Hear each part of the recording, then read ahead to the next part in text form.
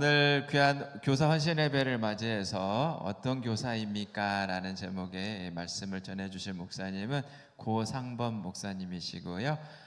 주일학교 사역자 연구소 소장으로 이렇게 계십니다. 지난 거의 50년 가까이 주일학교만을 위해서 수고하시고 어떻게 하면 주일학교를 살릴 수 있을까? 주일학교가 살아야 교회가 살고 나라가 산다는 그런 믿음을 가지고 지난 50년 가까이 오직 주일학교 사역에만 헌신하신 귀한 목사님 이렇게 모시게 돼서 감사드립니다. 5월달에 특별히 많이 바쁘시다고 합니다. 교회에서 이렇게 많이 부르셔서 오늘 이렇게 귀한 시간 우리에게 허락해 주셔서 감사하고요. 이 시간 목사님 나올 때 뜨거운 박수로 환영하겠습니다.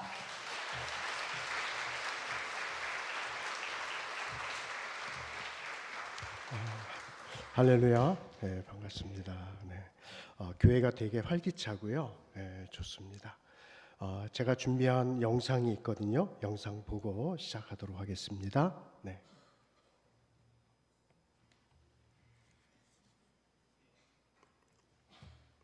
영상 보여주십시오. 네. 1855년 보스턴에 있는 마운트 버논 교회 안에 에드워드 킴볼이라는 주일학교 교사의 눈물 어린 기도가 울려 퍼졌습니다. 한 영혼을 천하보다 사랑하시는 주님, 저에게 맡겨주신 한 영혼을 위해 오늘도 기도합니다. 이 아이가 주님을 만나고 거듭난 삶을 살게 하시옵소서. 기도를 마친 킴볼은 학생이 일하는 구두방을 찾아가 예수 그리스도의 사랑을 전했습니다.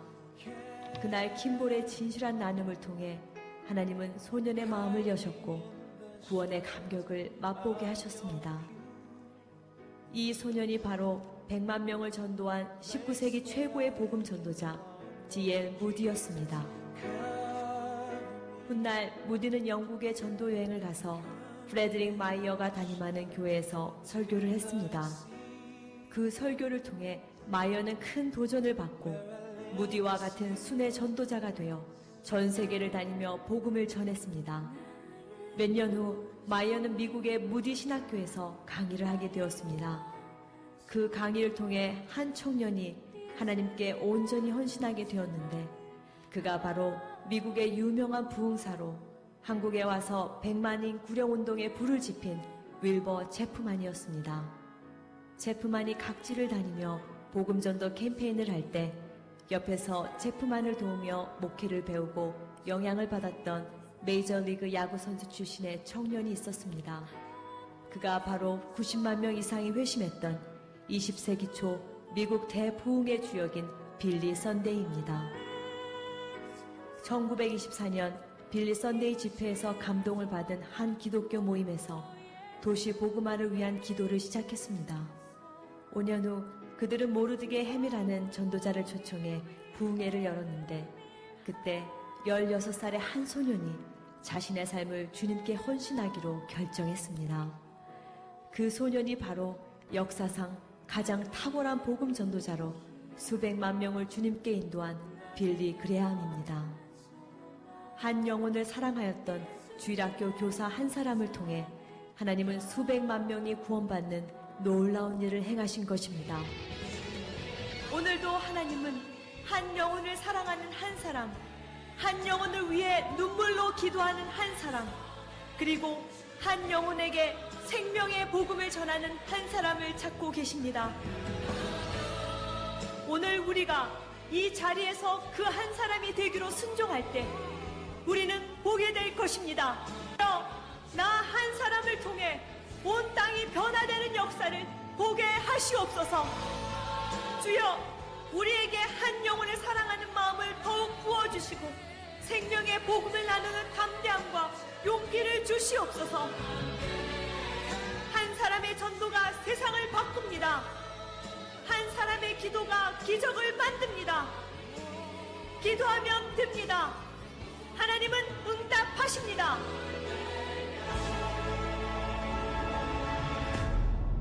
아멘. 네, 하나님 지금도 응답하실 줄로 믿습니다. 아멘. 한 주일학교 아이가 있었습니다. 이 아이가 선생님으로부터 요나에 대한 이야기를 듣죠. 여러분 요나에 대한 이야기는 잘 아시죠? 네, 요나가 물고기 뱃속에 며칠 동안 있었습니까? 네, 근데 살았습니까? 죽었습니까? 살았잖아요. 근데 이 아이가 선생님의 그 말씀을 듣고 얘가 은혜를 받은 거예요. 그리고 이 말씀을 누구에게 전할까 하다가 학교 선생님이 생각이 났습니다. 근데 이분이 예수님을 모르시는 분이세요. 그래서 요나에 대한 이야기를 했죠. 근데 그 선생님이 믿을까요? 안 믿을까요? 안 믿는 거예요. 야, 어떻게 사람이 물고기 뱃속에 그것도 하루도 아니고 3일 동안 있었는데 살아날 수 있느냐? 거짓말이다. 뻥이다. 그랬더니 이 아이가 하는 말이 아니에요. 우리 주일학교 선생님이 그랬거든요. 저는 하나님의 말씀을 믿습니다. 그랬더니 학교 선생님이 도저히 안 믿는 거예요. 야, 너 지나가는 사람에게 물어봐. 그걸 믿을 사람이 누가 있겠느냐? 그러니까 얘가 하도 답답하니까 그러면 내가 죽어서 천국에 가면 그때 요나에게 물어봐야지 그러는 거예요. 그랬더니 학교 선생님이 야, 이놈아, 요나가 천국에 있는지 지옥에 있는지 네가 그걸 어떻게 알아? 그랬거든요. 그랬더니 이 아이가 하는 말이 만약에 지옥에 있더라면 그때는 선생님이 한번 알아보세요. 그렇게 얘기했습니다. 오늘 우리가 교사원신 예배인데 꼭 교사가 아니더라도 여러분 모두는 다 교사입니다. 맞죠? 우리 다 부모님들이시니까 가정에서 여러분들은 주일학교 교사가 다 되셔야 돼요. 꼭 가르치는 교사만 교사가 또 아니라 우리 시간이 좀 되고 주일날 그러면 우리 여러분들이 집사님들 여러분들이 교사로 좀 많이 지원을 해주시고 내가 시간이 없다. 그런데 나는 돈이 있다. 그러면 물질 교사가 되어 주시는 거예요.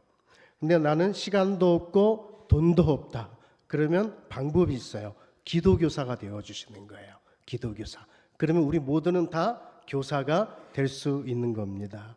혹시 여러분들 가운데 여기 앉아 계신 분 가운데 선생님들 한번 손 들어 보시겠습니까? 우리 교회학교 선생님들 대부분 많이. 혹시 여러분들 가운데 인턴 교사 선생님 계세요? 인턴? 인턴 잘 모르시는구나. 그럼 보조교사. 보조교사 선생님, 우리 요즘에는 우리 촌스럽게 보조교사 이렇게 얘기 안 합니다. 인턴 교사. 우리 서울에서는 인턴 교사 그렇게 합니다.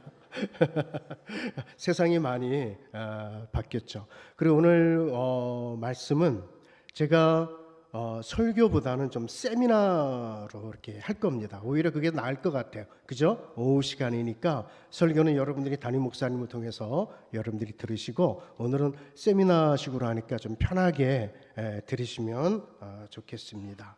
자, 우리 교회학교 교사에게는 3개의 방이 필요합니다. 어떤 방이 필요할까요? 꼭 교사뿐만이 아니고 우리 모든 그리스도인들에게도 다 해당이 되죠. 첫 번째, 학생을 위해 기도하는 무슨 방? 네, 골방이 필요합니다. 골방. 두 번째, 또 무슨 방이 필요할까요? 학생을 잘 가르치기 위해 말씀을 연구하는 무슨 방? 책방이 필요합니다.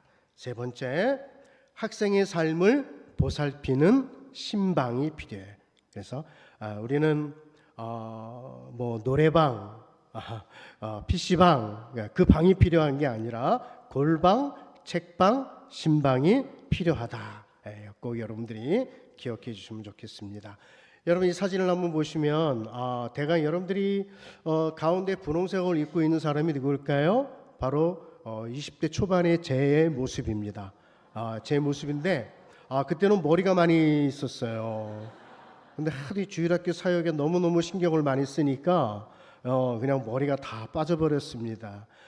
초창기 때 제가 가르쳤던 우리 초등학교 6학년의 아이들을 가르쳤던 바로 그 사진이 있더라고요. 여러분들에게 꼭 보여주고 싶었어요. 옛날엔 제가 이렇게 머리가 많이 있었다라는 거를 강조하고 싶었습니다. 여러분 이 사진은 뭐냐면요, 제가 주일학교 사역에 있어서 가장 그 기억에 남는 순간들이 몇 순간이 있었어요. 제가 언제부터 주일학교 사역을 했냐면 중학교 때부터 주일학교 사역을 시작을 했습니다. 그때 이제는 보조교사였죠. 보조교사로 시작해서 저는 한 교회에서만 25년을 저는 합동측에서만 25년을 교사로 있었고 제가 부장을 한 10년 동안 했고 또 그 교회에 그리고 이제 전도사 또 안수집사하고 전도사로 그렇게 있었어요. 그러니까 정확히 25년은 교사로 있었고 1년 반은 이제 교육전도사로 그곳에 있다가 제가 이제 나왔거든요. 만약에 전도사가 아니고 그대로 있었다면 저희 본 교회가 저희 집하고 가깝거든요.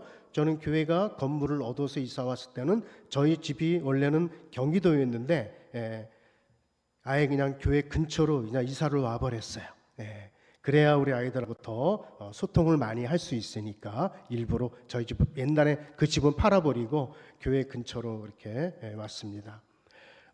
주일학교 사역이 교회학교 사역만 제가 이제 거의 50년 정도 됐습니다. 그래서 저는 담임 목회로서는 제가 생각해 보지도 않았고 처음에 같이 하려다가 도저히 안 되겠다 싶어서 담임 목회야 우리 목사님들 많이 교회도 많이 있고 목사님들 많이 계시니까 저는 그보다도 우리 한국의 다음 세대가 미래이지 않습니까? 그래서 우리 교회학교를 살려야 되겠다라고 하는 신념 아래 지금까지 교회학교 사역을 했어요. 그러면서 지금 이제 몇 년 전부터 정말 그 당시에 내가 교사하기를 너무너무 잘했다라고 하는 그런 생각을 갖습니다. 한 번은요, 제가 여러분들에게 이제 그 강의하는 제가 또 현장 이야기도 제가 좀 많이 할 겁니다. 한 번은 도남동의 성일교회, 거기도 이제 합동이에요. 제가 그 교회 출신입니다. 혹시 도남동에 살았을 때면 성신여대 쪽에 언덕에 있는데 제가 6학년 때까지 다녔던 유치부부터 6학년 때까지 아이들이 그때는 참 너무너무 많았어요. 그래서 제 기억으로는 뭐냐면은 집에 갈 때 노래를 부르면서 갔습니다. 어떤 노래를 불렀느냐?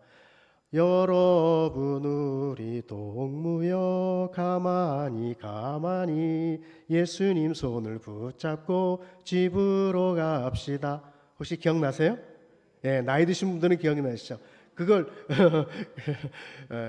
부르고 또 뭐 하냐면 돌아갑시다 1대 2대 3대 4대 돌아갑시다 그랬어요. 그러니까 우리 유치부가 제일 앞에 있었잖아요. 그러니까 아이들이 하도 많으니까 유치부부터 앞에를 가는 거예요. 혹시 또 아이들이 먼저 나가려다가 다칠 경우가 있지 않습니까? 그죠? 그러니까 유치부부터 돌아갑시다 하면서 이렇게 나가는 거예요. 그러니까 그런 시절이 있었는데 그 교회에서 한 10몇 년 전에 그 교회에서 저에게 연락이 온 겁니다. 여러분, 제가 그 교회 주일학교 학생 출신이었어요. 제가 그랬어요. 성일교회라고 그러는데 성일교회가 한두 교회입니까? 그죠? 많이 있는데 혹시 도남동에 있는 성일교회 맞습니까? 맞대는 거예요. 그러니까 부목사님한테 연락이 왔는데 제가 그 교회 출신이라는 걸 알고 전화하셨습니까? 그랬더니 몰랐다는 거예요. 제가 그 교회 주일학교 출신입니다. 여러분 얼마나 마음이 설레겠습니까? 그죠? 제가 주일학교 출신인 그 교회에서 저를 부른 거예요. 알고 부른 게 아니라 모르고 불렀는데 너무 감사하고 그래서 이제 교사들이 이렇게 많이 모인 자리에 제가 딱 강단에 서서 그러니까 교사 세미나를 하는데 강단에 서서 제가 뭐라고 얘기했겠습니까?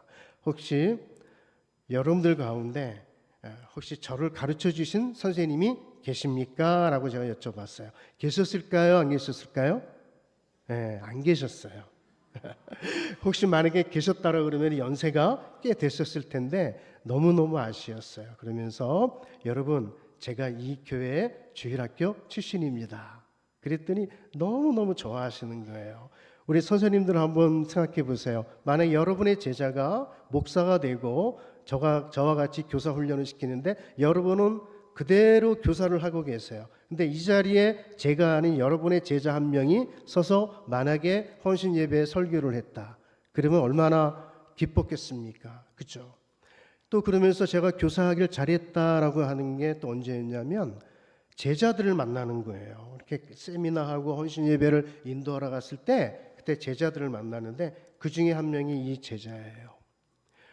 한 번은 어느 대학교에서 캠프를 하는데 중강당에서는 제가 어린이 캠프의 설교자로 제가 했고 바로 옆에는 대강당에서 청소년 캠프가 동시에 열린 겁니다. 제가 어린이 캠프를 설교를 마치고 내려오는데 저 뒤에 있는 친구가 저를 찾아온 거예요. 목사님 저 아무개입니다. 알고 봤더니 제 제자예요. 너 여기 왜 왔냐 그랬더니 이 친구가 하는 말이 목사님은 여기에 이 단체에 어린이 캠프 설교자로 왔지만 저는 중고등부 캠프 설교자로 왔습니다 하는 거예요. 저는 그 포스터에 물론 사진이 있고 이름이 있었지만 저 신경 안 썼거든요. 그 제가 뭐라고 얘기해요? 야, 너 잘 나간다. 그렇게 얘기했죠. 얘는 어릴 때부터 제가 지도를 해왔는데 노회에서 성경고사 대회를 나가잖아요. 무조건 1등이야. 그리고 전국대 거기서 1등하면 전국대회로 가잖아요. 전국대회로 가면 우수상도 여러 번 탔던 그런 친구이고 어릴 때부터 자기가 목사가 되겠다라고 헌신했던 부모가 아예 이 친구를 목사로 바친 이런 친구였는데 결국은 이제 총신대 가고 신대원에 가서 어떻게 찾았냐 제가 이 친구가 총신대 신대원을 수석으로 졸업을 했어요. 그래서 제가 또 찾게 되어서 만나게 됐는데 어디에 있냐 그랬더니 오륜교회에 있다는 거예요. 오륜교회 여러분 들어보셨죠? 오륜교회 교육국 국장이라는 거예요. 교육국. 거기에 선생님들이 몇 명이나 있냐 물어봤더니 700명이라는 거예요. 선생님만 700명. 그래가지고 거기 이제 교사 대학의 초청을 또 제가 받아서 또 이제 가서 설교도 제가 세미나도 인도하고 그리고 또 다니엘 기도회 여러분 들어보셨죠? 다니엘 기도회 어린이 다니엘 기도회도 있습니다. 어린이 다니엘 기도회 가서 또 설교도 하고 그랬습니다. 얼마나 감사한지 몰라요. 그래서 예전에 이렇게 제가 앞에 메가폰 들고 있는 사람이 저예요. 옛날에 이제 우리 여름 성경학교가 다가오지 않습니까? 6월 달엔 굉장히 바빠요. 왜냐하면 교사 강습회를 하기 때문에 대부분이 그러면 이제 보시면 이제 북치고 돌아다니잖아요. 저희도 그렇게 했습니다. 그렇죠? 요즘에 북치고 돌아다니면 아마 신고가 들어올 거예요. 메가폰 들고 이제 성경학교 여름 성경학교 교가를 부르고 뒤에 따라오죠. 그 옆에 있는 친구가 아까 그 친구입니다. 신난다, 그죠? 그 팻말을 들인 친구가 아까 그 친구예요. 그래서 지금 이 친구는 지금 현재는 오린교회에 있지 않고 미국의 워싱턴 중앙교회 류응열 목사님이 계시는 그 교회의 부목사로 갔습니다. 그런데 이런 사실들이 알려져가지고 기독신문에 다음 세대 사역 같은 길을 가다 이렇게 아주 큼지막하게 한번 기사가 난 적이 있습니다. 여기 사진들을 한번 보시면 이 사진이 전부 다 누구냐면 제 제자들입니다. 제가 이렇게 설교를 하고 세미나를 인도하면 앞에 앉아 있는 거예요. 저는 모르죠. 저는 모르는데 저를 찾아와서 목사님 제가 몇 년 전에 20 몇 년 전 30 몇 년 전에 그때 아무개 교회 그때 제가 주일학교 아이였는데 이제는 제가 집사가 되고 교사가 되었습니다. 너무너무 감사하는 거예요. 그래서 저는 이제 와서 정말 교사하기를 잘했다. 혹시 여러분들 가운데 내가 왜 지금 교사를 하고 있지? 금년까지만 내가 교사하고 내년에 교사하지 말아야지 하시는 분이 계십니까? 그러신 분 있으면 한번 손 들어보지 말아주세요. 이 친구는 옛날 사진을 한번 보니까 이 친구가 이 친구예요. 한번 찾아보니까 제가 확대해서 했습니다. 저는 옛날 사진들을 다 갖고 있거든요. 딱 끈질기게 저는 한번 찾아봐요. 어떤 친구인가 이렇게 찾아봅니다. 자, 오늘 주님께서 나에게 베푸신 모든 은혜를 내가 무엇으로 다 갚을 수 있겠습니까? 이거는 이제 세 번역에 있는 내용이죠.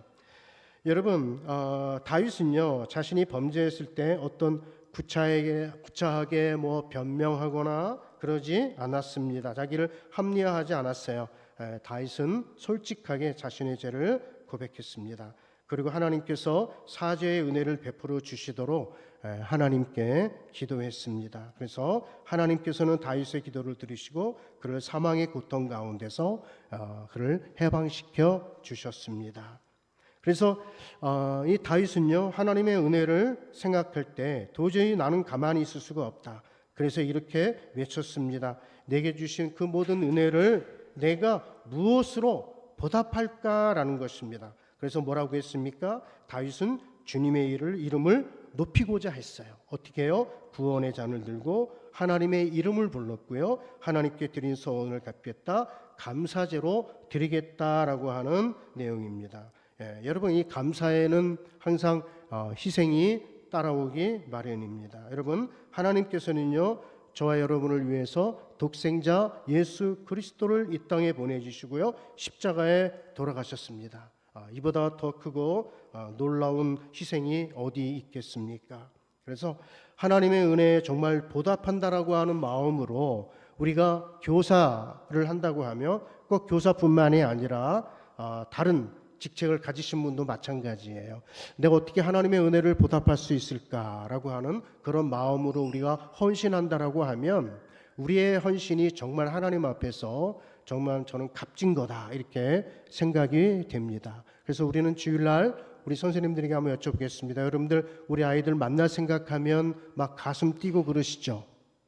네, 이제 우리 헤어진 지 얼마 되지 않았는데 너무너무 보고 싶죠? 그죠? 네, 그리고 이제 예배가 마치고 집에 가면 또 우리 아이들에게 또 전화도 해야 되고, 그죠? 잘 들어갔느냐 전화도 해야 되고 그렇습니다. 그래서 어떤 분은 그래요.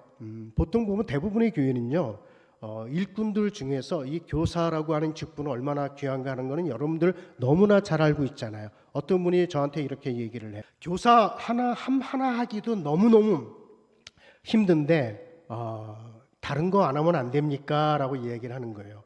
그러니까 보통 우리는 여러분도 마찬가지잖아요. 1인 2역 3역 다 하시죠. 그죠? 교사 그러면 교사 한 가지만 합니까? 그러니까 교회가 일꾼이 많아서 교사 한 가지만 하면 얼마나 좋겠습니까? 근데 그렇지를 않아요. 뭐 예를 들어 부서에 들어가면 회장님도 계시고, 그죠? 임원으로도 활동하고, 예를 들어서 또 뭐 재정부, 선교부, 전도부 다 들어가요. 그러니까 보통 최소한 1인 2역 3역씩은 다 감당하니까 너무너무 힘들다라고 말씀을 많이 하셔요. 저는 교사 하나만 하면 정말 잘하겠습니다. 근데 또 한편으로는요, 저는 이런 생각을 한번 해봐요. 저도 성가대를 거의 한 20년 가까이 했거든요. 테너만. 그러니까 저는 자동적으로 찬송가가 나오면요, 저도 모르게 테너가 나오는 거예요. 예, 올해에서. 그러니까 저는 전도사를 하면서도 이제 어차피 그 교회에서 했으니까 테너를 이제 했습니다. 그러면서 교회는 서울인데 저희는 경기도 광명시였어요. 너무 그때는 직장 다녔어요. 제가 이제 늦게 신학을 공부해가지고 집에 갈 때는 목사님이 봉고차로 저희들 데려다 주는데 그때는 이제 저녁 예배가 있었으니까 성가 연습까지 다 마치면 9시 돼요. 집에 가면 거의 10시가 다 되는 거예요. 그러니까 너무너무 피곤한 겁니다. 그러면서도 차 안에서 저는 이런 생각을 했어요. 하나님께서 저에게 건강을 주셔서 제가 이 일도 할 수 있고 저 일도 할 수 있는 게 너무너무 감사합니다. 여러분, 내가 교사하고 싶어도 못할 때가 있어요. 그때가 언제입니까? 내가 아파서 병원에 입원해 있으면 내가 교사하고 싶어도 못하는 거예요. 그렇죠? 네. 그러니까 하나님이 저에게 건강 주셔서 이 일도 할 수 있고 저 일도 하고 할 수 있으니까 그것도 하나님 앞에 여러분들 감사하시기를 바랍니다. 아멘. 네. 자, 내가 교사 된 것도 누구의 은혜다? 하나님의 은혜입니다. 여러분요, 교사는요, 사역이 먼저가 아니라 은혜가 먼저입니다. 아이들을 가르치는 건 너무너무 중요하죠. 그러나 우리는 은혜를 먼저 생각해야 돼요. 가르치는 것보다 은혜를 먼저 생각해야 됩니다. 왜 그러냐면 우리가 은혜를 받으면요, 하나님의 일을 감당할 수 있기 때문에 그렇습니다. 은혜가 나의 사역을 가능케 합니다. 헌신을 가능케 하고요, 은혜 받은 자가 주님을 위해 일합니다. 우리가 어린이 예배건 중고등부 예배건 우리가 예배할 때 교사가 먼저 은혜 받아야 될 줄로 믿습니다. 아멘. 네. 자, 여러분 리빙스턴 선교사를 잘 아실 겁니다. 그렇죠? 평생 동안 아프리카에서 헌신했던 리빙스턴 선교사, 그의 고국 영국에서 이제는 그만 고국으로 돌아오십시오라고 하는 명령이 떨어져서 스탠리라고 하는 탐험가를 아프리카에 보냅니다. 스탠리가 리빙스턴을 찾아갔습니다. 이제 고국이 당신을 부릅니다. 이제 고국 영국으로 오십시오라고 이야기를 했어요. 그랬더니 리빙스턴 선교사가 이렇게 얘기합니다. 아프리카 선교는 헌신이 아닙니다. 하나님께서 주신 은혜에 대한 보답입니다 라고 얘기했습니다. 자, 여러분, 수선대후라고 하는 이 말을 여러분들이 아십니까? 여기 강의 안에도 있습니다. 한번 다 같이 한번 읽어보겠습니다. 시작. 선대가 남긴 좋은 전통과 후대를 키우고 세운다는 뜻이다. 예. 그러니까 중국 명나라 때 천최라고 하는 사상가의 말입니다. 여러분, 우리 인생에 있어서 가장 소중한 수선 대우는요, 바로 하나님을 믿는 믿음의 세대 계승이에요. 교회학교 교사는 이런 수선 대우의 정신으로, 아니면 우리 가정도 마찬가지죠. 수선 대우의 정신으로 우리 다음 세대를 길러야 됩니다. 부모가 준비가 되어져야 되고, 우리는 그 무엇보다도 우리의 후손들에게 신앙의 유산을 물려줘야 될 줄로 믿습니다. 그래서 조부모의 신앙이 부모에게로, 그 부모의 신앙이 또 우리 자녀에게까지, 또 자녀가 결혼해서 그 자식에게까지, 3대 4대가. 그러니까 제가 제일 정말 그 교회에 가보면 이렇게 3대 4대가 같이 예배하는 것을 볼 수가 있잖아요. 그렇죠? 더 저는 좋은 게 뭐냐 하면은 그 3대가 같이 교사를 한다거나, 그 3대가 같이 성가대를 한다거나, 같이 교회 안에서 막 봉사하고 헌신하는 이런 모습들을 보게 됩니다. 그건 너무나 자랑스러운 거예요. 여러분, 하나님은요, 선대의 은혜가 후대에까지 이어지기를 기다리고 계십니다. 저는 그래서 아브라함의 신앙이 이삭에게로, 이삭의 신앙이 야곱에게로 하는 것처럼 그러한 믿음이 이제는 우리 가정에 꼭 이루어져야 될 줄로 믿습니다. 네, 아멘. 자, 코로나19 이후에 우리 교회학교 참석 인원은 어떤가? 여기 보시다시피 많이 줄었습니다.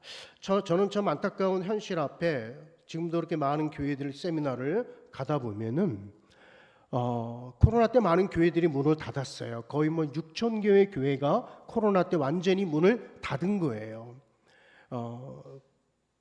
그러니 자연적으로 교회학교도 문을 닫을 수밖에 없잖아요.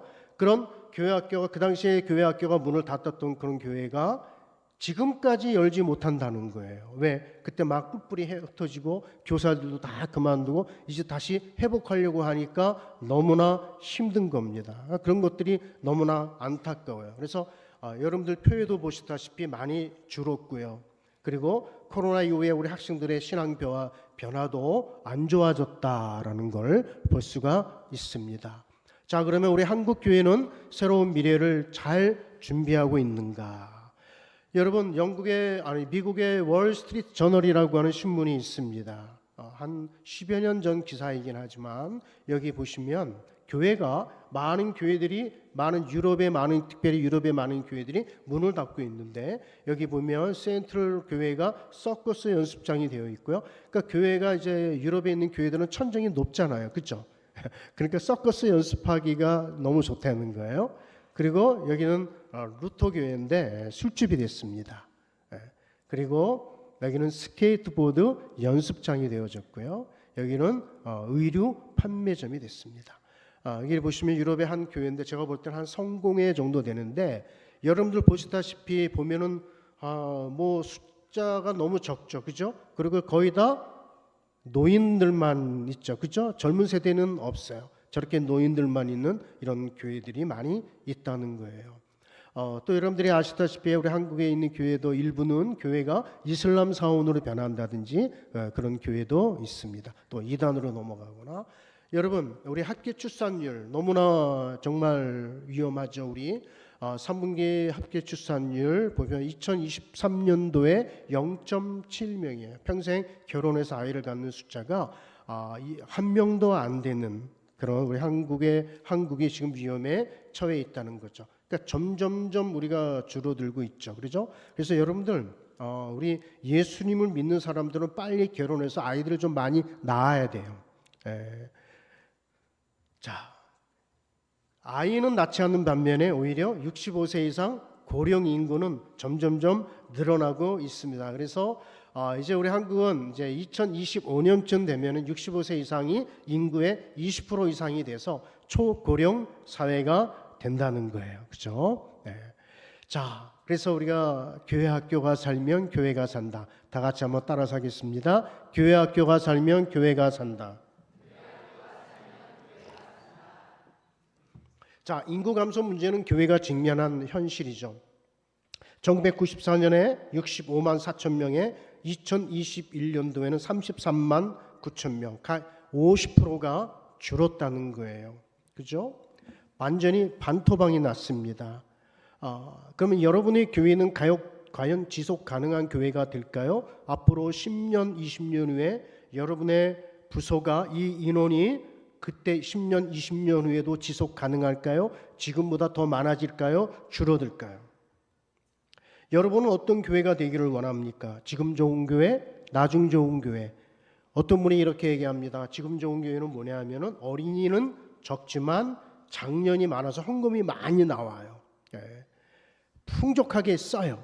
그런 교회를 지금 좋은 교회. 나중 좋은 교회는 뭐냐 하면은 장년은 적지만 어린이가 많은 교회를 얘기하는 거예요. 그렇게 얘기합니다. 그러면 여러분의 교회는 어느 교회입니까? 현재 지금 좋은 교회입니까? 나중 좋은 교회입니까? 그럼 여러분은 어떤 교회가 되기를 원합니까? 지금 좋은 교회가 되기 원해요? 나중 좋은 교회가 되기를 원해요? 아니요. 지금도 좋아야 되고 나중도 좋아야 됩니다. 그렇죠? 네. 자, 2024년 한국교회 키워드는 뭐냐? 다음 세대입니다. 우리 목회자들에게 질문했습니다. 한국교회 키워드를 한 가지만 고르라 그랬더니 많은 목사님들이 다음 세대라고. 그러니까 이제야 조금 목사님들이 정신을 차리기 시작했어요. 다음 세대가 귀하다라는 것을 알 수 있었습니다. 다음이 영성회복, 공동체성 이렇게 됩니다. 그리고 교회학교 성장을 위한 동력도 마찬가지입니다. 부모교육 훈련이 첫 번째고요. 교회학교에 대한 인식 전환, 교육 정책의 구체화, 교회 재정적 투자, 교사 교육 이렇게 쭉 나와 있습니다. 여러분들이 참고적으로 보시면 되겠습니다. 자, 그러면 교회학교 부흥의 중요한 네 가지를 말씀드립니다. 첫 번째 소통입니다. 여러분들은 우리 아이들하고 소통하기가 어떻습니까? 우리 부모님들도 마찬가지죠. 우리 자녀들하고 소통하기가 어떻습니까? 여러분 소통은 나이와 상관이 없습니다. 자, 소통에도 방법이 있습니다. 소통에도 단계가 있습니다. 첫 번째로는 관심을 가져라. 두 번째 가서 만나라. 세 번째 칭찬할 준비를 하라. 네 번째 들어주라. 다섯 번째 같이 놀아라 입니다. 이렇게 5가지입니다. 자, 오늘 첫 번째 보겠습니다. 첫 번째 뭐라 그러죠? 관심을 가져라. 교사의 관심이 우리 반을, 우리 교회 학교를 부흥시킵니다. 여러분은 교회 학교에 우리 선생님들에게 질문합니다. 여러분들은 교회 학교에 얼마나 많은 관심이 있습니까? 또 여러분들은 우리 반 아이들에게 얼마나 많은 관심이 있습니까? 부흥은요, 관심부터 시작이 되는 거예요. 어떤 엄마가 아들에게 자정인데 뭐하냐 빨리 들어와 라고 카톡을 보냈어요. 그랬더니 하는 말이 엄마 아들에게 관심 좀 가지세요. 방입니다. 네, 방에 들어온지도 모르죠. 네. 그래서 우리 부모는 최소한 자녀가 집에 들어와 있는지 안 들어왔는지 그걸 알아야 되잖아요. 그렇죠? 모르는 경우가 있어요. 자, 관심 있으면 가서 만나라입니다. 말로만 선생님이 너에게 얼마나 많이 관심 있는 줄 아니? 말로만 하지 마세요. 관심이 있다라고 하면 무조건 가서 만나야 돼요. 딱 전화했을 때 학교에 있다. 학교로 달려갈 줄 아는 선생님. 또 전화했는데 아이들이 이제 학원 마치고 집에 가려고 해요. 그래 내가 학원 갈게.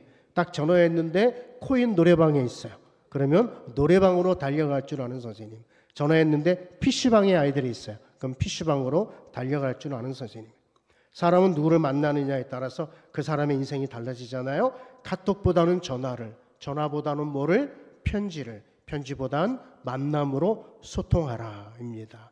여러분, 저는 선생님들은 직접 찾아가서 만날 생각은 안 하고 문자하고 뭐 그냥 그렇게만 하시는데 그렇게 하지 마시고 직접 만나시기를 바랍니다. 그리고 여러분 편지는요 좋은 소통의 방법 중에 하나입니다. 선생님이 직접 손글씨를 써서 저는 이게 완전히 히트를 했어요. 그래서 이 손편지를 특히 유아 유치부는 더 좋아요. 왜? 아이들이 글을 모르니까 부모가 읽잖아요. 그렇죠? 부모가 먼저 뜯어서 읽어요. 허락도 없이. 우리 아이는 글을 모른다 이 말이죠. 그러면 잘 써야 되잖아. 뭐라고 씁니까? 너는 누구를 닮았길래 얼굴도 예쁘고 너의 보는 행동을 보면은 너희 부모를 보는 것 같다. 너를 낳아주신 부모님께 감사해야 돼. 뭐 이런 식으로 말이죠. 칭찬의 글로 시작을 합니다. 자, 가서 만났으면 칭찬할 준비를 하라입니다. 우리는요, 우리 아이들을 만나며 주일날 아이들을 만나잖아요. 교사는 일주일 동안 아무개 아이에게 내가 어떤 칭찬을 할까? 야, 너 지난주보다 키가 한 1mm 정도 더 큰 것 같다.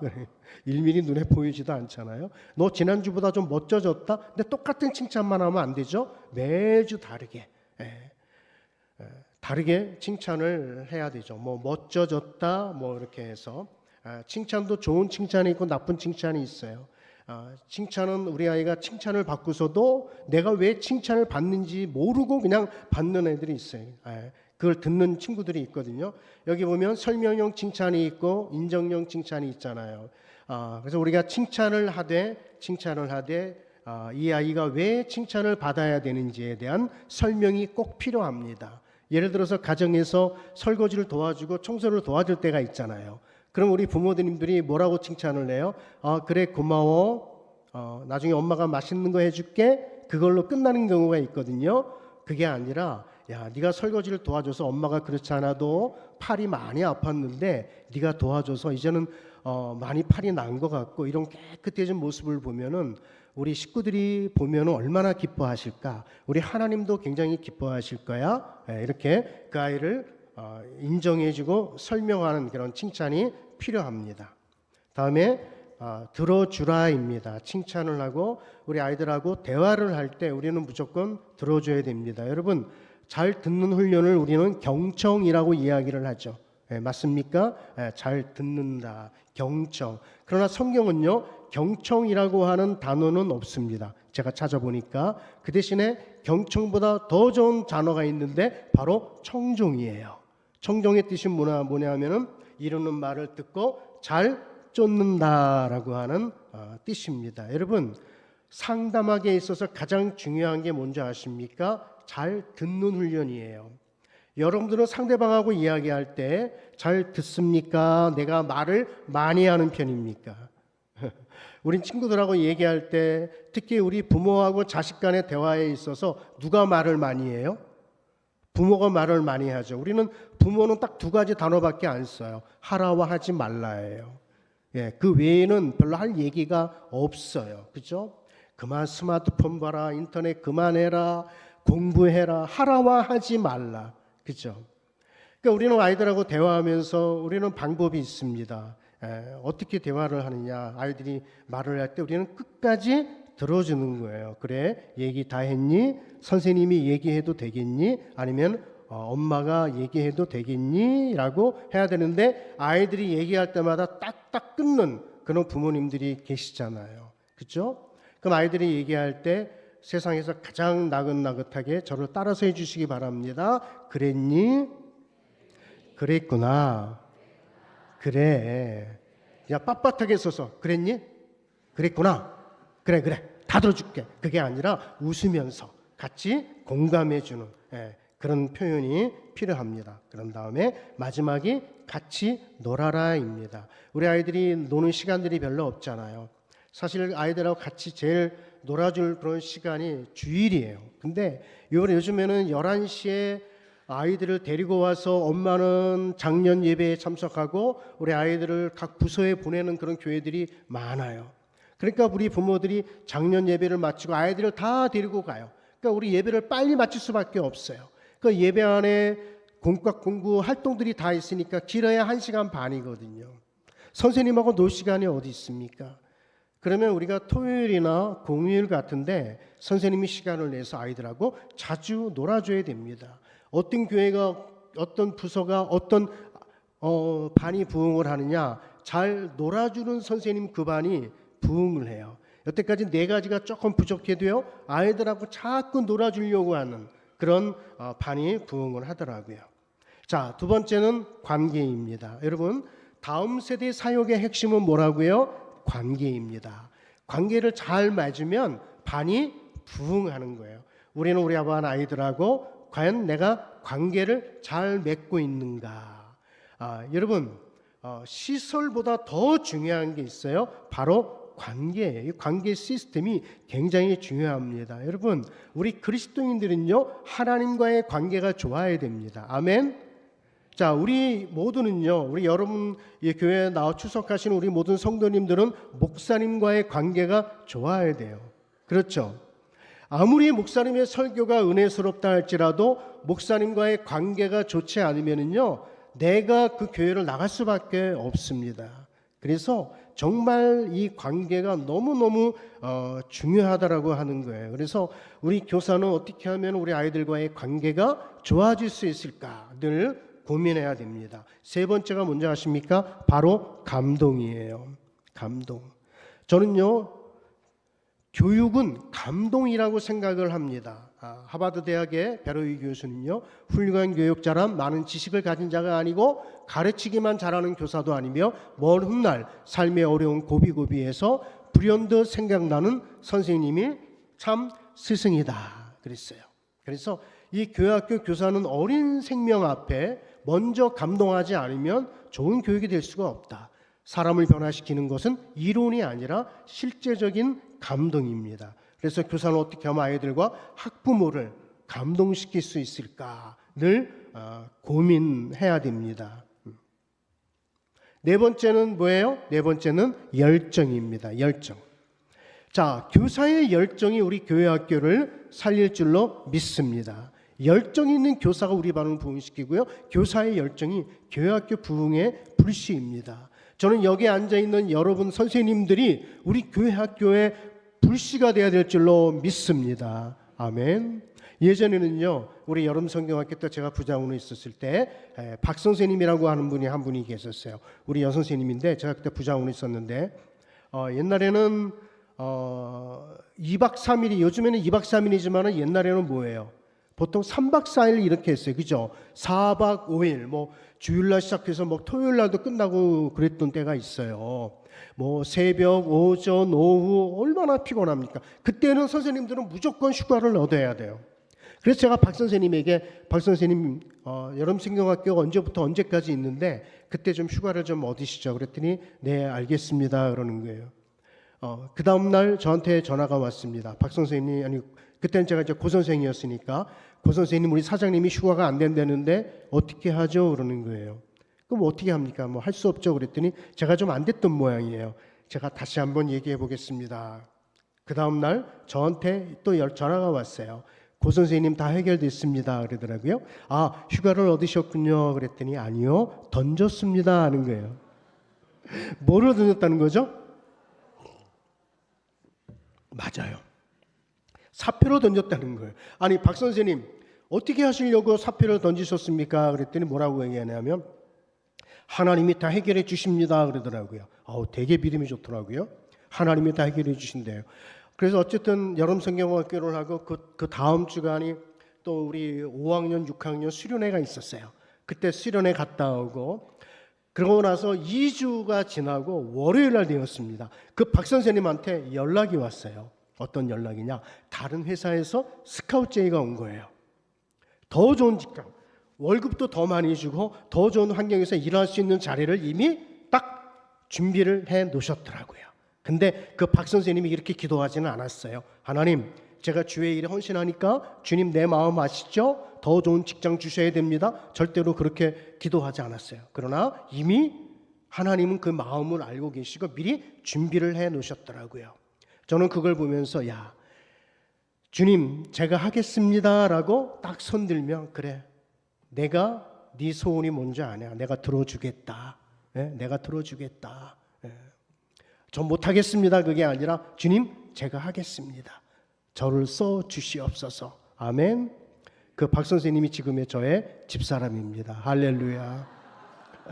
열정 있는 사람들이 많았는데 참 안타까운 한국교회 현실은 지금에 와서 열정 있는 교사들이 좀 점점 줄어들고 있다는 거예요. 그런 것들이 너무 좀 아쉬워요. 자, 마크 주거버그 여러분 아시죠? 페이스북 창업자 이렇게 얘기합니다. 뜨거운 열정보다 중요한 것은 무슨 열정이다? 지속적인 열정이다. 잠깐 반짝 열정이 뜨거운 게 아니라 계속적으로 열정이 있어야 된다는 거죠. 교사의 열정 세 가지가 있어요. 세 가지. 가르침에 대한 열정, 배움의 열정, 그리고 복음에 대한 열정이 있어야 됩니다. 그리고 열정 있는 사람의 특징이 있잖아요. 첫째, 즐겁게 일합니다. 우리 선생님들에게 여쭤봅니다. 여러분 즐겁습니까? 아멘. 기쁩니까?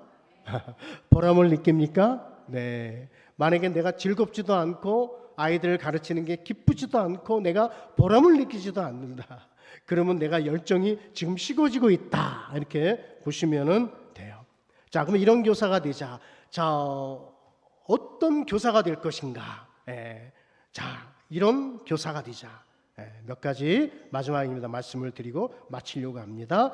학생들에게 필요한 교사입니다. 따라서 하겠습니다. 학생들에게 필요한 교사. 자, 여러분 낭만 닥터 김사부라고 하는 드라마가 있었어요. 여러분 아시죠?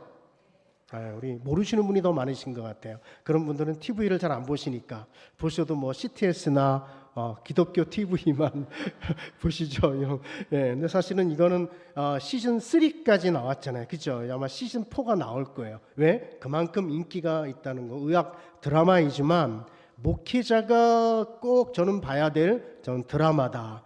우리 그리스도인들이 꼭 봐야 될 드라마다 생각해요. 자, 시즌 1 때 여기에 김사부가 나오죠. 한석교가 김사부죠. 옆에가 강동주 역할을 맡으신 분이에요. 이 돌담병원에 이제 그 골절 환자가 들어왔어요. 누워 있는데 강동주가 이렇게 물어봅니다. 당신은 좋은 의사입니까? 최고의 의사입니까? 라고 질문을 던지죠. 그때 김사부가 뭐라고 이야기를 했을까요? 저 환자에게 물어봐라. 뭐라고 대답할 것인가? 그랬더니 강동주가 예, 최고의 의사요. 그렇게 이야기를 합니다. 그랬더니 아니라는 거예요. 왜냐하면은 지금 저 골절 환자가 들어왔는데 제일 시급한 게 뭐예요? 부러진 뼈를 맞추는 거죠.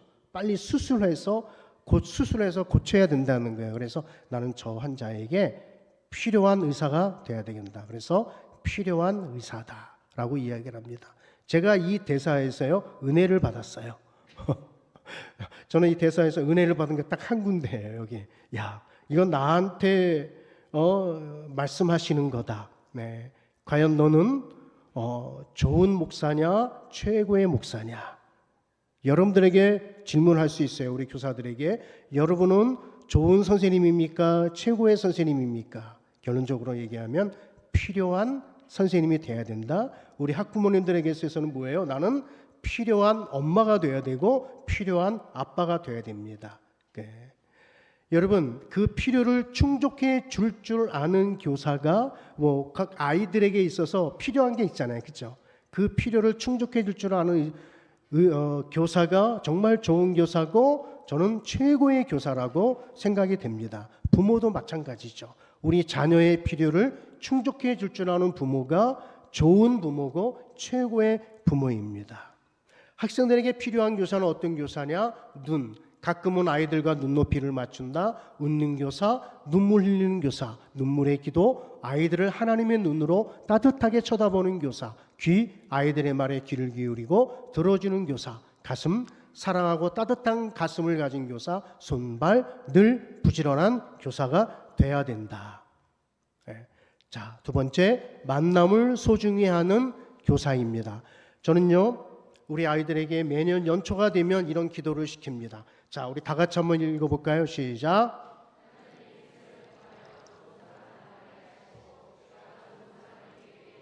아멘.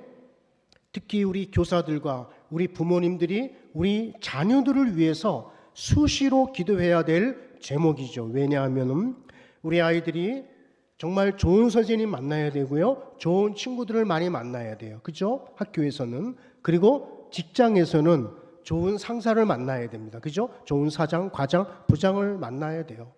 또 우리가 거래처 사장을 만날 때에도 이왕이면 좋은 사람들을 많이 만나야 됩니다. 특별히 우리 자녀들이 그렇습니다. 그냥 단순히 좋은 사람 만나게 해주세요 그렇게 기도하지 마시고요. 우리는 구체적으로 기도할 필요가 있어요. 이왕이면 예수를 잘 믿는 선생님이 우리 아이의 담임 선생님이 되게 해주세요. 그렇게 우리 부모님들은 기도를 해야 됩니다. 네. 자, 우리 제 아들이 지금 거의 40대가 가까이 돼 가는데 38이거든요. 네, 그렇게 안 보이시죠? 근데 이 아이가 논산훈련소에서 훈련을 받고요. 자대 배치를 받습니다. 저희 집사람은 이렇게 기도합니다. 이제 자대 배치를 받는 게 그게 이제 중요하잖아요. 그렇죠? 하나님, 이 아이가 정말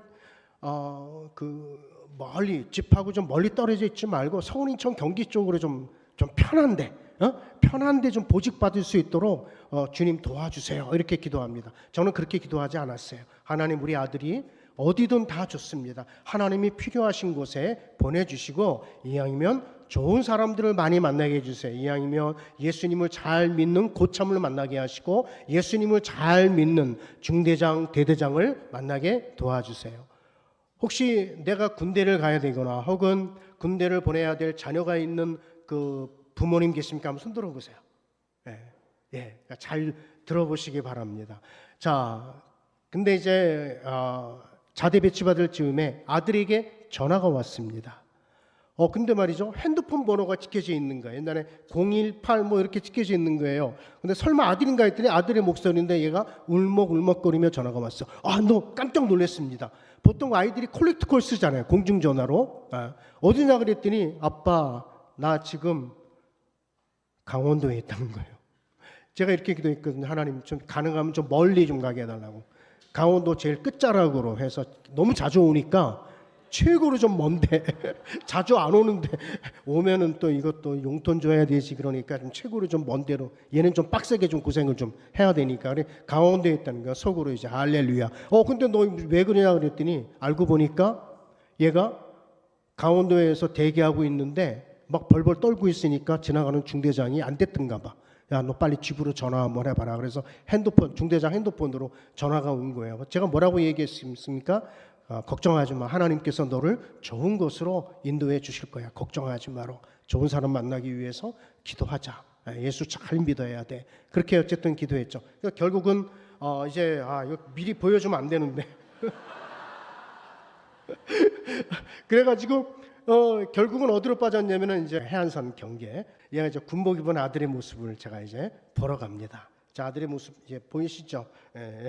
근데 이렇게 딱 봤는데 이 아들을 보고 제가 하나님 앞에 감사했던 부분이 있어요. 뭐냐면 명찰에 군정 마크가 보이시죠?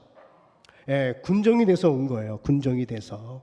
너무너무 감사했어요. 왜냐하면 제가 군정을 못 해봤기 때문에, 저는 방위병 출신이라 도시락 싸들고 그 서울에 군부대 근무를 했거든요.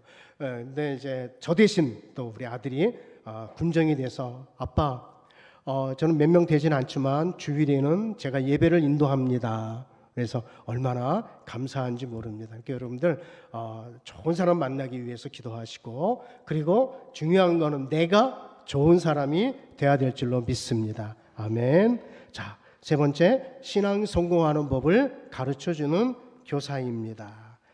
자, 우리 다음 세대 자녀들의 신앙 정말 이대로 괜찮을 건가? 한 설문조사에 따르면 주일 예배를 한 다음 세대 자녀들 중 주중에 부모님과 하나님 이야기를 나눈 자녀, 다시 말하면 신앙적인 얘기를 하는 그런 자녀는 40%에 불과하다. 즉 60%의 자녀들은 하나님 이야기를 가정에서 나눈 적이 없다는 것이죠. 그래서 이제는 가정과 교회가 연계해서 다음 세대를 믿음의 세대로 우리는 길러야 된다라고 하는 것이죠.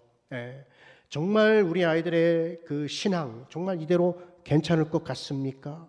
목회자의 자녀부터 시작해서 직분자의 자녀들 정말 이대로 괜찮을까? 요즘은요, 시대가 많이 변해서 예전에는요, 부모가 이 교회를 다니면 자녀들도 당연히 이 교회를 나오는 걸로 알았어요. 그런데 지금 안 그렇습니다. 부모가 다니는 교회가 따로 있고 우리 자녀들이 다니는 교회가 따로 있다는 거예요. 그게 안타까운 현실이죠. 자, 따라서 하겠습니다. 신앙 성공이 인생 성공이다. 여러분, 신앙 성공이라고 하는 게 무엇입니까? 바로 예배에 성공하는 거 아니겠습니까? 여러분, 성공이라고 하는 게 뭐예요? 내가 원하는 목적을 이루었을 때 성공이라고 이야기를 하죠. 우리 아이들에게 물어봅니다. 제가 중고등부 집회나 우리 어린이 집회 가서 성공이 뭐냐라고 이야기를 하면 아이들이 대부분이 이렇게 얘기합니다. 좋은 대학 가는 게 성공이다. 이렇게 얘기를 해요. 좋은 대학 가는 거. 여러분, 대학이 좋은 대학이 있고 나쁜 대학이 있습니까? 아니죠. 그죠? 다 좋은 대학이에요. 서울대만 좋은 대학이 아니잖아요. 그죠? 여러분, 아무리 내가 믿음이 좋아도 실력이 없으면 서울대 떨어질 수가 있다라고 하는 거예요. 그죠? 아무리 믿음이 좋아도 빡세게 기도해도 금식 기도해도 안 되는 건 안 되는 거예요. 이미 하나님께서는요, 내가 어느 대학을 갈지 이미 다 준비를 해 놓으셨잖아요. 근데 어떤 사람은 내가 서울대로 목표로 해서 공부를 해서 떨어졌단 말이에요. 시험 봐서. 그러면은 그 친구는 뭐라고 얘기를 했냐면 나는 실패한 인생이라고 그렇게 생각을 하거든요. 실패한 인생이다. 아니에요. 네. 서울대학에 못 들어갔다고 해서, 아니면 연대, 고대, 아니면 서울에 있는 대학에 내가 못 들어갔다고 해서 그 학생이 실패했다라고 볼 수가 없죠. 저는 이렇게 얘기를 해요. 얘들아, 서울대, 연대, 고대만 좋은 대학이 아니라 네가 성공해서 그 대학에 어느 대학을 갈지 그 대학에 들어가서 열심히 하면 너 때문에 그 대학이 알려줄 수 있는 거다. 생전 몰랐던 그 대학이 너 때문에 그 이름이 알려줄 수 있는 거야. 그러니까 네가 잘해야 된다라고 하는 거예요. 여러분, 성공은요, 내가 원하는 목적을 이루었을 때가 성공이 아니라 하나님께서 원하는 그 목적을 이루었을 때 우리는 성공이라고 우리는 말할 수가 있습니다. 좋은 집에 살고 뭐 로또에 당첨이 되고 뭐 좋은 대학에 들어가고 그게 성공이 아니라 하나님이 원하는 그 목적을 이루었을 때 우리는 성공이라고 합니다. 그래서 신앙 성공했을 때 인생 성공이 따라올 줄로 믿습니다. 아멘. 네. 자, 마지막입니다. 가슴에 불을 붙이는 위대한 교사가 돼야 됩니다. 엘프리토 하이드는 이렇게 얘기합니다. 보통 교사는 어떻게 한다? 짓거린다. 좋은 교사는 잘 가르친다. 훌륭한 교사는 스스로 해 보인다. 위대한 교사는 가슴에 불을 붙인다. 아멘. 네, 위대한 교사는 가슴에 불을 붙여요. 김볼이라고 하는 무명의 주일학교 선생님이요, 길을 지나가는데 구두방에서 한 점원으로 일하고 있는 한 소년에게 복음을 전합니다. 그 소년이 누구인지 아십니까? 바로 무디입니다. 김볼 한 사람이 가슴이 뜨거워져서 불을 받아서 그 무디에게 복음을 전했더니 무디가 또 뜨거워진 거예요. 전염이 된 거예요. 그래서 무디 한 사람으로 인해서 미국이 복음화가 되고 유럽이 복음화가 되는 놀라운 일이 벌어졌습니다. 아멘. 예. 여러분, 위대한 교사, 여러분은 위대한 교사가 돼야 돼요. 여러분의 아이들 가슴에 불을 붙여야 될 줄로 믿습니다. 여러분이 먼저 뜨거워야 돼요. 아멘. 아이들을 사랑하는 그런 뜨거운 마음이 여러분 안에 저는 있어야 될 줄로 믿습니다. 여러분이 미지근하면 우리 아이들도 미지근한 거예요. 네. 여러분이 먼저 은혜 받아야 돼요. 그래야 우리 아이들도 은혜를 받을 줄로 믿습니다. 아멘. 여러분, 교회 학교를 살린 이 시대에 불이 필요합니다. 아이들의 가슴을 태울 불이 필요합니다. 그 불을 붙일 책임과 의무가 바로 여러분에게 있습니다. 여러분은 여러분이 가르치는 아이들에게 어떤 불을 붙이시겠습니까? 말씀의 불, 기도의 불, 복음의 불, 성령의 불, 예수의 불을 붙여야 될 줄로 믿습니다. 예수님은 가장 위대한 교사셨고 예수님으로 인해 그 작은 그 복음의 불씨가 온 세계를 덮었습니다. 위대한 교사는 우리 학생의 가슴에 불을 기릅니다. 아멘. 자, 마지막입니다. 이거는 우리가 다 같이 한번 읽어야 됩니다. 다 같이 시작.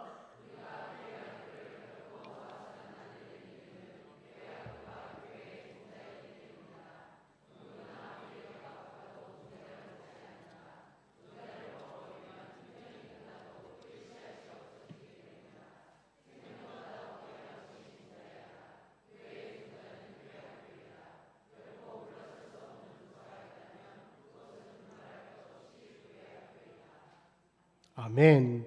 자, 교회의 종자는 뭐라고요? 교회 학교예요. 여러분, 교회 학교가 무너지면 교회가 무너집니다. 아멘. 우리 아이들은요, 미래입니다. 그죠? 그래서 우리 선생님들 자부심을 갖고 계십시오. 예, 정말 교사하길 잘했다. 이 마음을 품으시기를 바랍니다. 기도하겠습니다. 하나님, 저희들을 교사로 불러 세워주시고 다음 세대를 위해서 헌신하게 하심을 감사드립니다. 그러나 내가 한 것이 아니요 나와 함께 하신 하나님의 은혜인 줄로 믿습니다. 지금의 우리 한국의 교회 학교는 힘을 잃어가고 있습니다. 다음 세대가 없는 교회들이 너무나도 많이 있습니다. 그러나 한국 교회가 소망이 있는 것은 다음 세대를 위해서 지금도 헌신하고 노력하시는 우리 선생님들이 계셔서 우리 한국 교회가 희망이 있습니다. 하나님, 나에게 주신 그러한 열정들이 식어지지 않도록 도와주시옵소서. 아버지 하나님, 우리 교회 학교가 부흥함으로 우리 교회가 또 우리 한국 교회가 부흥하는 놀라운 역사가 일어날 수 있도록 인도하여 주시옵소서. 예수님의 이름으로 기도드리옵나이다. 아멘.